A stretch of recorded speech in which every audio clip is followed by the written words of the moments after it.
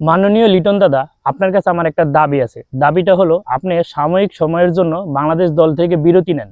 বাংলাদেশে এখন national টি-20 league চলতেছে, আপনি সেখানে এসে পারফরমেন্স করেন এবং তারপরেই হবে বিপিএল এ পারফরমেন্স করেন, নিজে ধারাবাহিক হন এবং নিজের যে এখন বর্তমানে অফ ফর্ম সেটা নিয়ে কাজ করে ফর্মে আসেন, তারপর দলে ব্যাক করেন। তো আপনাকে একটা বিষয় কি, আপনাকে এখন সরাসরি বাদ দেওয়া যাবে না। বাদ দিলে কি হবে, আমাদের পাশের দেশের যে চুলকানি সাংবাদিক মলম বিক্রেতা মূর্খ রঞ্জন ঘোষ ওরূপে ময়ূক রঞ্জন ঘোষ একটা রসকসের খবর পেয়ে যাবে এবং সেটা নিয়ে সে রিপোর্ট শুরু করবে যে শুধু হিন্দু হওয়ার কারণে বাংলাদেশে লিটন দাসকে দল থেকে বাদ দেওয়া হইলো। তো এখানে ও যে বাংলাদেশ নিয়ে রিপোর্ট করে বা চুলকানি যাই করে কিনা, ওটা নিয়ে আমাদের কোনো সমস্যা নেই। সমস্যা হলো ও একটা ভিডিও বানানোর টপিক পাবে এবং টপিকটা নিয়ে দেখা গেছে কি ও কিছু ভিউ ব্যবসা করবে, ওদেরই লাভ। তো আমরা চাই যে ওর কোনো টপিক না দেই। তো আপনি নিজেই বিরতি নেন, বিরতি নিয়ে দলে বাইরে থেকে নিজের পারফরমেন্স নিয়ে কাজ করে আবার দলে আসেন এবং সেটা দল এবং আপনার জন্য দুটার জন্যই মঙ্গল।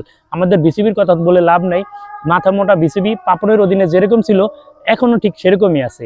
তারা যদি ওরকম মাথা খাটায় কাজ করতো তাহলে আপনাকে এই সময় অধিনায়ক বানায়া দলে রাখে না। তাসকিন ছিল বা অন্য যে কেউ অধিনায়ক বানায়া দলে রাখা উচিত ছিল, কিন্তু আপনি অফ ফর্মে আছেন, আপনাকেই অধিনায়ক বানাইছে। তো আপনি যেহেতু আমরা জানি আপনি একজন বাংলাদেশের মোস্ট ক্লাসিক্যাল ব্যাটসম্যান এবং আপনি অন্যতম সেরা ব্যাটসম্যান বাংলাদেশের। তো আমি চাই আপনি নিজে প্রশ্নের মুখে না থেকে আপনি নিজে পারফরমেন্স করে দলে আসেন এবং নিজে বিরতি নিয়ে নিজের অফ ফর্ম নিয়ে কাজ করে তারপর দলে ব্যাক করেন। এটা দল এবং আপনার জন্য মঙ্গল। পাবলিক এতে আপনাকে ট্রল না করে বাহাবা দিবে।